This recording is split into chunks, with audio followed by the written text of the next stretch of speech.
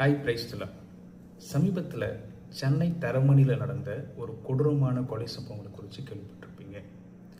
சென்னை தரமணியில் கௌரவகுமார், குமாரி மற்றும் அவர்கள் 2 வயது குழந்தை 3 பேரும் கொடூரமான முறையில் கொலை செய்யப்படுறாங்க.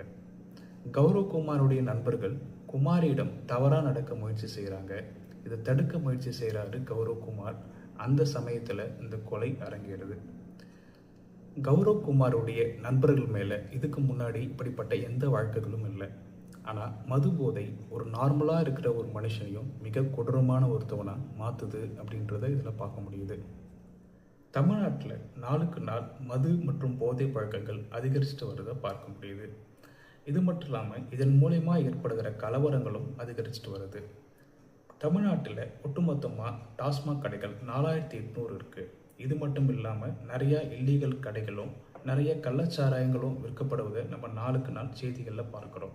தமிழ்நாட்டில் ஒட்டுமொத்தமாக மது பழக்கம் உள்ளவர்கள் அப்படின்னு சொல்லிட்டு 90 லட்சம் முதல் 1,20 லட்சம் வரைக்கும் இருக்க மக்கள் மது பழக்கத்துக்கு அடிமையானவர்களாக இருக்கிறாங்க. இது மாத்திரம் இல்லாமல் தினமும் மது அருந்துபவர்கள் அப்படின்ற எண்ணிக்கையில் கிட்டத்தட்ட 70 லட்சம் பேர் தினமும் மது அருந்துறாங்க. தினசரி வருமானம் இதன் மூலயமா தமிழக அரசுக்கு எவ்வளவு கிடைக்குது அப்படின்னா 140 கோடியிலிருந்து 150 கோடி தினசரி வருமானமாக கிடைக்குது. கடந்த 2025ஆம் ஆண்டில் 790 கோடி வரைக்கும் பொங்கல், தீபாவளி, கிறிஸ்துமஸ் மற்றும் புத்தாண்டு போன்ற நாட்களில் இந்த மதுபான விற்பனை உயர்ந்திருக்கிறத பார்க்க முடியுது. ஆண்டு வருமானமாக நம்ம பார்க்கும்போது 22லேருந்து 2023 வரைக்கும் 44,121 கோடி ரூபாய் வருமானம் கிடைச்சிருக்கு. 2023லேருந்து 2024ஆம் ஆண்டுகளில் 45,855 கோடி ரூபாய் வருமானம் கிடைச்சிருக்கு. 2024லேருந்து 2025 வரைக்கும் 48,344 கோடி வருமானம் கிடைச்சிருக்கு. இந்த வருமானத்தை வச்சு நம்ம பார்க்கும்போதே தெரியும், இந்த வருமானம் இயர் பை இயர் இன்க்ரீஸ் ஆகிட்டே இருக்கிறதையும் நம்ம பார்க்கலாம். இந்த இன்க்ரீஸ் ஆகிறதே மதுபான பழக்கத்துக்கு அடிமையான எண்ணிக்கையும் கூடுகிறது அப்படின்றத நமக்கு காமிச்சு கொடுக்குது. மக்களை வழிநடத்த வேண்டிய ஒரு அரசாங்கம் மக்களை அழிவின் பாதைக்கு தள்ளுவது மிகவும் கொடூரமான காரியம். அதிக வருமானம் கிடைக்குது என்ற ஒரே காரணத்துக்காக மக்களை தொடர்ந்து மதுவுக்கு அடிமைப்படுத்துகிறது எல்லா அரசாங்கங்களும். சரி, இதை குறித்து வேதம் என்ன சொல்லுது அப்படின்றத நம்ம பார்க்கலாம். ஏசாயா 5ஆம் அதிகாரம் 11வது வசனத்திலிருந்து 14வது வசனம் வரைக்கும் வாசிச்சு பாருங்க. சாராயத்தை நாடி அதிகாலமே எழுந்து மதுபானம் தங்களை சூடாக்கும்படி தரித்திருந்து இருட்டி போகும் அளவும் குடித்து கொண்டே இருக்கிறவர்களுக்கு ஐயோ! மதுபானத்தையும் வைத்து விருந்து கொண்டாடுகிறார்கள். ஆனாலும் கர்த்தரின் கிரியை நோக்குகிறதும் இல்லை, அவர் கரத்தின் செய்கையை சிந்திக்கிறதும் இல்லை. என் ஜனங்கள் அறிவில்லாமையால் சிறைப்பட்டு போகிறார்கள்.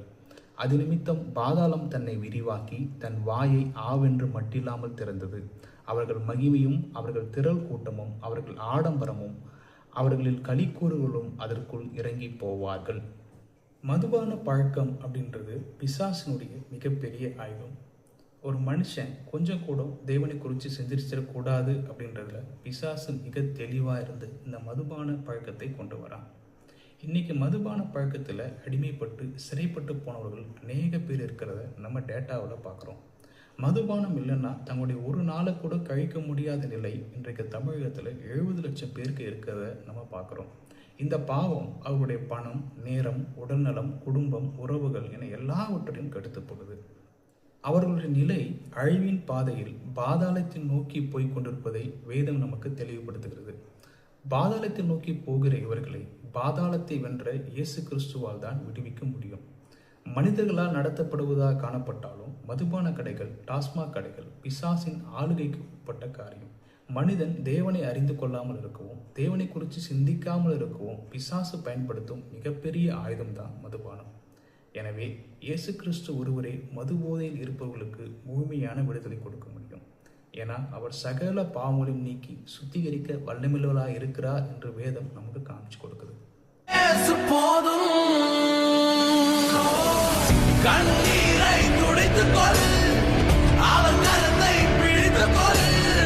கடல் மீது நடக்கலாம், காற்றை கடலையும் அடக்கலாம்.